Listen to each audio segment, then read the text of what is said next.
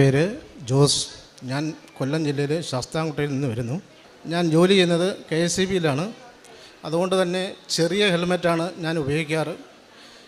എപ്പോഴും വണ്ടിയിൽ യാത്ര ചെയ്യുന്ന സമയങ്ങളിൽ എൻ്റെ കണ്ണിലേക്ക് പക്കി അടിക്കാറുണ്ടായിരുന്നു. അതിൻ്റെ ഒരു പ്രാവശ്യം അതിൻ്റെ കൊമ്പിരുന്ന് ഹോസ്പിറ്റലിൽ പോയി കാണിച്ചു. പിന്നെ അതേപോലെ തന്നെ 2-3 പ്രാവശ്യം അങ്ങനെ അടിക്കുകയും ചെയ്തു. അങ്ങനെ എൻ്റെ കണ്ണിൽ വലത്തെ കണ്ണ് അതിൻ്റെ കൊമ്പിരുന്ന് അതിൽ ഇൻഫെക്ഷനായി തിമിരമായി ആ കണ്ണിന് കാഴ്ചയില്ലാതായി. അങ്ങനെ എൻ്റെ ജോലി ഒത്തിരി തടസ്സങ്ങളും എനിക്കുണ്ടായി. എങ്കിലും 5 വർഷത്തോളമായി കാഴ്ചയില്ലാതെ ഞാൻ നടക്കുകയായിരുന്നു. അങ്ങനെ ഒത്തിരി ഹോസ്പിറ്റലുകളിൽ പോയി. 2020 തമിഴ്നാട്ടിൽ ഒരു ഹോസ്പിറ്റലിൽ പോയിട്ട് ഞാൻ സർജറിക്ക് കിടക്കുകയുണ്ടായി. സർജറി കിടന്നപ്പോൾ ശ്വാസം കിട്ടാതെ എനിക്ക് മലർന്ന് കിടക്കാൻ പറ്റത്തില്ല. ശ്വാസം മുട്ടലാണ്. ഹാർട്ടിന് ചെറിയൊരു പ്രശ്നമുള്ളതുകൊണ്ട് ശ്വാസം എടുക്കാൻ ഭയങ്കര ബുദ്ധിമുട്ടാണ്. അങ്ങനെ സർജറി നടന്നില്ല, തിരിച്ചു പോരുന്നു. പിന്നെ ഇവിടെ കേരളത്തിൽ തന്നെ മിക്കവാറും വലിയ ഹോസ്പിറ്റലുകളിൽ പോയി കാണിച്ചു. അങ്ങനെ കുറേ ഹോസ്പിറ്റലിൽ ചെന്നപ്പോൾ ഇത് ചെയ്യാൻ പറ്റത്തില്ല, ചെയ്തു കഴിഞ്ഞാൽ തന്നെ കാഴ്ച കിട്ടത്തില്ല, അങ്ങനെ ബുദ്ധിമുട്ടാണ്, ഗ്യാരണ്ടി ഇല്ലാതൊക്കെ ചെയ്യാം എന്നൊക്കെ അങ്ങനെ കുറേ പറഞ്ഞ് നമ്മൾ ശാരീരികമായി മാനസികമായിട്ട് ഒത്തിരി തളർന്നുപോയി. അങ്ങനെ എന്ത് ചെയ്യണമെന്നറിയാൻ വയ്യാതെ ഇരുന്ന സമയത്താണ് ഇതേപോലെ ഞങ്ങൾ വല്ലപ്പോഴുമൊക്കെ ഇവിടെ കൃപാസനത്തിൽ വരും. പക്ഷേ അത്ര വിശ്വാസമായിട്ട് ഒന്ന് പ്രാർത്ഥിക്കുകയൊന്നുമില്ല, എങ്കിൽ തന്നെ ഇവിടെ വരും, നേർച്ചയിടും പോവും. അങ്ങനെയായിരുന്നു. കണ്ണ് കാണാതെ ഉള്ള ബുദ്ധിമുട്ട് ജോലിക്ക് ഭയങ്കര തടസ്സമായി വന്നു. 30 ദിവസത്തിൽ 15 ദിവസം ഇല്ലെങ്കിൽ 14 ദിവസം ഒക്കെ ജോലി, പകൽ മാത്രമേ ജോലി പോകാറുള്ളൂ ബുദ്ധിമുട്ട് കാരണം.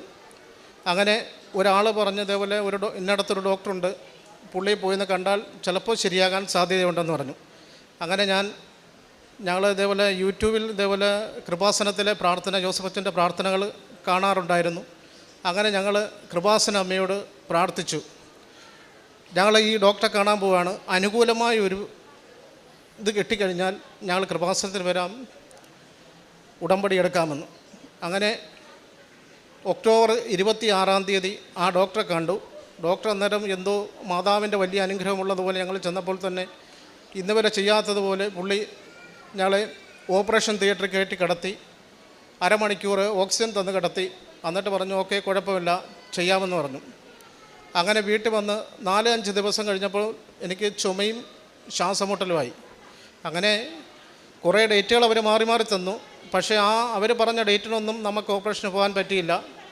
അങ്ങനെ ശ്വാസം മുട്ടലും ഈ ജലദോഷം, പനിയും ഈ ചുമയെല്ലാമായിട്ട് കിടന്നെങ്കിലും ഇവിടുന്ന് ഉടമ്പടി എടുത്ത ഞങ്ങൾ ആ പ്രാർത്ഥന, പ്രത്യക്ഷീകരണ പ്രാർത്ഥന മുടക്കിയില്ല.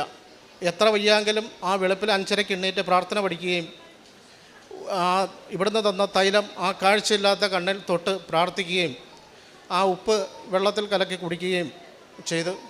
അങ്ങനെ ഡിസംബർ 24-ാം തീയതി എനിക്ക് ഓപ്പറേഷൻ ഡേറ്റ് കിട്ടി. ഞാൻ പോയി ഓപ്പറേഷൻ ചെയ്തു.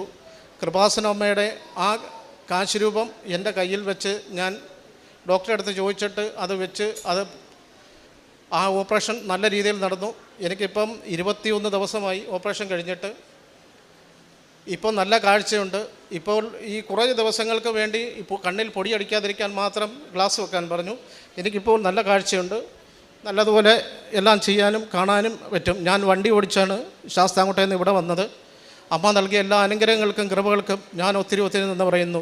ഇന്ന് ഈ പ്രത്യക്ഷീകരണത്തിൻ്റെ സാക്ഷികളായി ജീവിക്കുവാൻ ഞങ്ങൾ ആഗ്രഹിക്കുന്നു. അമ്മയ്ക്ക് 1000 നന്ദി പറയുന്നു. ഉടമ്പടിയുടെ എല്ലാ കാര്യങ്ങളും അതുപോലെ തന്നെ ഞാൻ ചെയ്തു.